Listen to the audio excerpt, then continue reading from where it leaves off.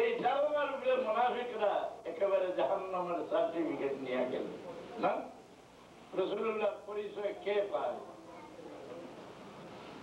কিয়ামত কায়েম করা হবে কি উদ্দেশ্যে? ফেরেশতারা রাসূলুল্লাহকে যেভাবে ছিলেন সেইভাবে কি আমরা চিনতে পারবো? যখন পরবর্তীকালে আলমে হুকুম দিবেন যে ইসরাফিল তুমি সূর ফুঁকি নেও, আর আমার বান্দাদের মাটির পেটে আমি রাখবো না, সবকে আমি উঠাইয়া দিব। ইসরাফিল কি জবাব দিবেন? ইয়া আল্লাহ আমাকে মাফ করো, তোমার এই হুকুম পালন করতে আমি বড় ভয় পাইতে আছি। আমি আমার অন্তরে ভয় আসছে। আমি যে সিংহায় ফুঁক দিব, আমার সিংহার আওয়াজ শুনিয়া তোমার হাবিব আরামের ঘুম তাকিয়া যদি চমকিয়ে উঠে, ইয়া আল্লাহ তবে আমি ধ্বংস হয়ে যাইব। যদি আল্লাহ তুমি আমাকে সিংহা ফুঁকার জন্য হুকুম দেও, আমি অনুরোধ করি আগে তোমার হাবিবকে জমিনের পেট থেকে উঠাই দেব, তারপরে আমাকে হুকুম দিলে আমি হুকুম তাফিল করবো।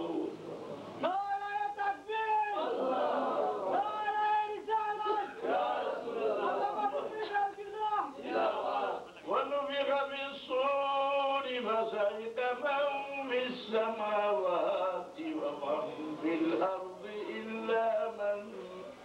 إلا من شاء الله ثم نفخ فيه أخرى فإذا هم قيام ينظرون. এই তফসীর বাইরে চলে যায়। পরবর্তীকালে আলমের দয়া আসবে, উনি বলবেন যে ফেরেশতারা যাও আমার হাবিবকে আগে উঠাইয়া দাও। কেউ সাহস করে যাবেন না, খেয়ে গিয়ে ডাকবে। আল্লাহর হাবিব যদি মনটা বিরক্ত করেন তা ধ্বংস হয়ে যাবে। সবে জিবরিল আমিনকে পাশনি দিবেন যে আপনি দুনিয়ার বুকে রাসূলুল্লাহর দ্বারে বারে বারে গেছেন, আপনি গিয়া রাসূলুল্লাহকে ডাকেন। যখন সেখানে গিয়া জিবরিল আমিন ডাকবেন, রাসূলুল্লাহ বলেন আমি জিবরিল আমিনের ডাকের সঙ্গে ঘুমের থেকে উঠিয়া বসবো, আমার গায়ের থেকে আমি বালিগুলা জানতে থাকবো। আমি জিজ্ঞাসা করবো যে কোন ব্যক্তি আমাকে আরামের ঘুম থেকে উঠাই দেয়? জিবরিল আমিনে উত্তর দিবেন, ইয়া রাসূলুল্লাহ আমি আপনার পুরানা খাদিম জিবরিল। হুজুরে বলেন যে আমি জিজ্ঞাসা করবো জিবরিল কেন আমাকে ঘুমে থেকে উঠাইলাই? উনি উত্তর দিবেন, ইয়া আল্লাহ ইয়া রাসূলুল্লাহ কিয়ামত আরম্ভ হয়ে গেছে, এর জন্য আপনাকে আমি ঘুম থেকে উঠাই। আল্লাহর হাবিব বলেন যে আমি চারদিকে চোখ ঘুরাইয়া লক্ষ্য করে দেখবো যে মাঠের মধ্যে একজন মানুষও নাই। আমার মনে ভয় আসবো যে আমার উম্মত কি দুজকে পড়ে গেছে। আমি জিবরিল আমিনকে জিজ্ঞাসা করবো, হে জিবরিল আমার উম্মতকে তুমি ফজিলতের উপরে রাখিয়া আসিয়া কি আমাকে জাগাইলাই? জিবরিল আমিন আল্লাহর কসম করে বলবেন কে ইয়া রাসূলুল্লাহ আল্লাহর কসম খেয়ে বলছি এখন পর্যন্ত জমিনের পিঠে কোনো মানুষ জাতিকে উঠানো হয় নাই। রাসূলুল্লাহ বলেন আমি দৌড়াইয়া আরশের পায়ার দ্বারে গিয়া সিজদা পড়ে যাব। আমি আল্লাহ সেই প্রশংসা করবো, বর্তমানে সেটা আমার স্মরণ নাই। সেই সময় আল্লাহ আমাকে শিখাইয়া দিবেন, এইগুলা প্রশংসা আল্লাহ করতে থাকবো। আল্লাহ আমাকে ডাকবেন, কে হয় আমার হাবিব? আপনি যদি সিজদা থেকে না উঠেন যে কিয়ামতের কাজ আরম্ভ হবে না।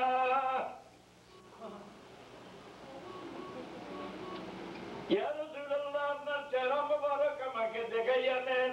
আপনার চেহারা মোবারক দেখার পরে আমি ওয়াদা করতেছি আপনি যে কোনো কথা আমার কাছে সওয়াল করবেন, আজকে আপনার কোনো কথা আমি ফিরাইব না।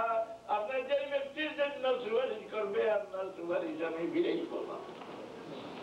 রাসূলুল্লাহ বলেন আমি সিজদা থেকে উঠিয়া বলবো, ইয়া রাব্বি উম্মতি ইয়া রাব্বি উম্মতি ইয়া রাব্বি উম্মতি। কিয়ামতের দিন জিন্নাত ইনসান ফেরেশতা আল্লাহর সৃষ্টির সবে আল্লাহর হাবিবকে পরিচয় পাবে।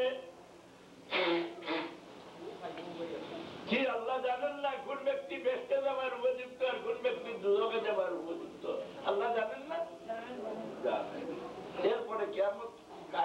পাল্লা দাঁড় করা, হাউজে কৌশলে এখানে পানি খাওয়ানোর এই ব্যবস্থার দরকার কি? বলে হে জগতের আমার সৃষ্টির সব দেখো, আমি যিনিকে আমার হবিব উপাধি দিয়েছিলাম, আমার হবিবের মর্যাদা আমার কাছে কি পরিমাণ আছে সবে নিজের চোখের সামনে দেখি নেও। আমার হাউজে কৌশলের পানি খাওয়ানোর জন্য আমার ফিরিস্তার অভাব নাই, কিন্তু আমার হবিবের হাত ছাড়া কোন ব্যক্তি এই পানি খাইতে পারবে না। ইব্রাহিম আলাইহিস সালামের মতো নবী ও রাসূলুল্লাহর হাতের দিকে চাইয়া থাকবেন। আল্লাহর দ্বারে রাসূলুল্লাহকে আল্লাহ খাড়া করবেন, এখানে খাড়া করবেন কেন? আল্লাহর তো আইন আছে, وأما من ثقلت موازينه فهو في عيشة راضية وأما من خفت موازينه فأمه هاوية। আল্লাহ আইন মানাই রাখছেন যে যার নেকির পাল্লা ভারী হবে সে বেহেশতে যাবে, যার নেকির পাল্লা পাতল হবে সেই ব্যক্তি দ্রুত হয়ে যাবে। রাসূলুল্লাহকে দাঁড়ায় খাড়া রাখার উদ্দেশ্য কি? রাসূলুল্লাহকে দেখাইয়া ওনার উম্মতকে শাস্তি দেওয়া? আল্লাহ বলবেন আমার হাবিব এই আইন সবের জন্য আমি বানাইয়া রাখছি, কিন্তু আপনার উম্মতের জন্য এই আইন নয়। আপনার সেখানে দাঁড়াইয়া থাকেন, আপনার যে ব্যক্তিকে দেখিয়ে বলবেন এই ব্যক্তি আমার উম্মত, তার জন্য আমি দুজকের আগুন হারাম করে দিব। নারে তাকবীর, নারে তাকবীর, নারে রিসালাত। তাফসীরে ইবনে কাসীর লেখলেন যে আদম আলাইহিস সালামকে আল্লাহ আরশের দ্বারে উঁচা জায়গায় বসাইয়া রাখবেন, যে আদম আপনার চারিদিকে লক্ষ্য দেও, কোন উম্মতি মুহাম্মদী বিপদে দেখলে আমার হবিবকে সংবাদ দেও, এই ডিউটি আজকে তোমার। হঠাৎ দেখবেন আদম আলাইহিস সালাম একজন উম্মতে মুহাম্মদীকে ফেরেশতারা ধরিয়া চোখের দিকে নিয়ে যাইতে আছেন, আর এই ব্যক্তি চিৎকার করতে আছে, ওয়া মুহাম্মাদা ওয়া মুহাম্মাদা। উনি বুঝতে পারবেন যে এই ব্যক্তি উম্মতে মুহাম্মদী।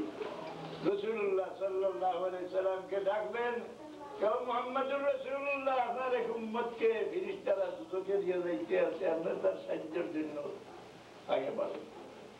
রাসূলুল্লাহ বলেন আমি পিছনের থেকে দৌড়াই, ফেরেশতাদের ডাকমু, যে ফেরেশতারা ঠরো, হে ফেরেশতারা ঠরো, কিন্তু আমার ডাকের জন্য ডাকে তারা ঠরবে না, আমার ডাকের উত্তর দিবে। যখন আমি নিরাশ হয়ে যাইব সেই সময় আমার গালের উপর হাত রাখি আল্লাহর আরশের দিকে চোখ উঠাইয়া আমি দেখবো, আমার দেখার সঙ্গে সঙ্গে আল্লাহর রহমতের দরিয়া জুস মারবো। আল্লাহ বলবেন হে ফেরেশতারা আমার হাবিবের ডাকের জবাব দেও।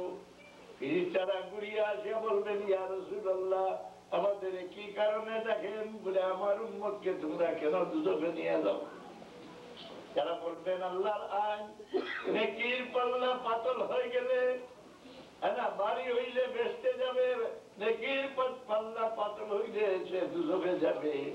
আল্লাহর আইনে সেই ব্যক্তি শাস্তির উপযোগী, তাকে আল্লাহ অর্ডার দিচ্ছেন দুজকে নেওয়ার জন্য আমরা নিয়ে যাইতে আছি। আমরা লা ইয়াসুনাল্লাহ মা আমারহুম ওয়া ইয়াফআলুনা মা ইউমারুন। আমাদের সামনে আল্লাহ বলছে আমরা আল্লাহর আদেশের উল্টা কোনো কিছু করি না। হুজুর আকরাম সাল্লাল্লাহু আলাইহি সাল্লাম বলেন আমি বলবো যে ফেরেশতারা একবার ঘুরিয়াও আমার সামনে আমার উম্মতের আমল ওজন করা হোক, যদি নেকির পাল্লা পাতল হয়ে যায় তে আবার দুজক নিয়ে যাইবে। ঘুরাইয়া আবার পাল্লার দ্বারে আমি যখন আমল ওজন করা হবে সেই সময় নেকির পাল্লা আবার পাতল হয়ে যাবে। সেই সময় হুজুর আকরাম সাল্লাল্লাহু আলাইহি সাল্লাম নিজের কাছে থেকে একটা কাগজের কার্ড নেকির পাল্লা রাখি দিবেন, নেকির পাল্লা ভারী হয়ে যাবে, এই ব্যক্তিকে ছুটাইয়া নিয়ে যাবেন। এই ব্যক্তি জিজ্ঞাসা করবেন যে সাহাব এত বিপদে আমাকে সাহায্য করলেন, আপনি কে? আমাকে আমি পরিচয় পাইলাম।